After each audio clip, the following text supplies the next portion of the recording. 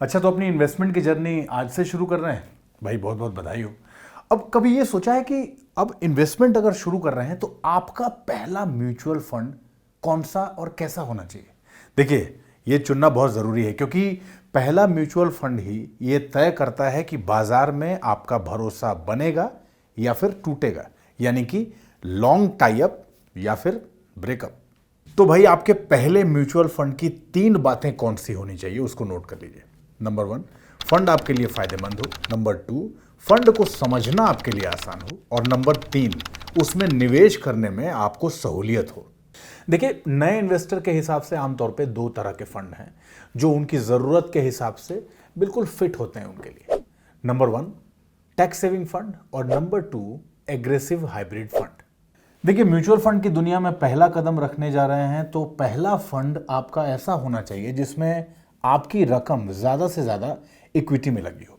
नए इन्वेस्टर्स, पता है, नए इन्वेस्टर्स का ज्यादातर पैसा या तो फिक्स डिपॉजिट में होता है, बैंक डिपॉजिट्स में होता है, पब्लिक प्रोविडेंट फंड में होता है। अमूमन इन्हीं चीजों में फंड लगा होता है।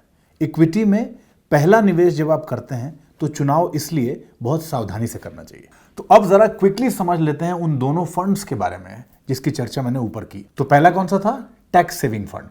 इनका एक और नाम है ELSS, यानी equity linked savings scheme.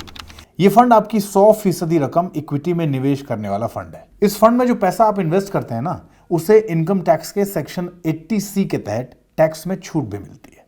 Equity fund में ना निवेश लॉन्ग टर्म के लिए कीजिएगा। लॉन्ग टर्म का क्या मतलब है?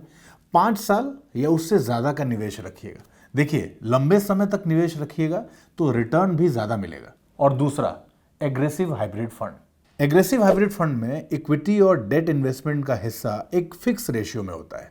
एग्रेसिव हाइब्रिड फंड का सबसे बड़ा फायदा यह है कि ये प्योर इक्विटी फंड की तुलना में थोड़ा ज्यादा सेफ, यानी कि सुरक्षित होता है। एक और खास बात होती है इन फंड्स की, बाजार बढ़ने पर ना ये फंड्स तेजी से बढ़ते हैं, लेकिन अगर बाजार गिरता है तो ये कम तेजी से गिरते हैं। और साथ साथ जो अच्छे दिनों में ये गेन एक्वायर करते हैं, जो गेन इनको मिलता है, वो उसको लॉन्ग टर्म में मेंटेन भी करते हैं। तो समझ गए ना? देखिए, नए इन्वेस्टर हैं तो फिलहाल इन दोनों फंड्स पे अभी फोकस कीजिए। बहुत ज़्यादा कॉम्प्लिकेशन में मत पड़िए।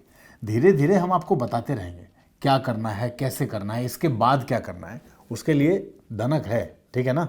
और मन में अपनी इन्वेस्टमेंट्स को लेके कोई भी सवाल है, छोटा या बड़ा, बेझिझक और बेधड़क धनक से पूछिए। आपके प्रश्नों के उत्तर आपको धनक के वीडियोस में मिलेंगे, इसलिए धनक को आज और अभी सब्सक्राइब कर लीजिए।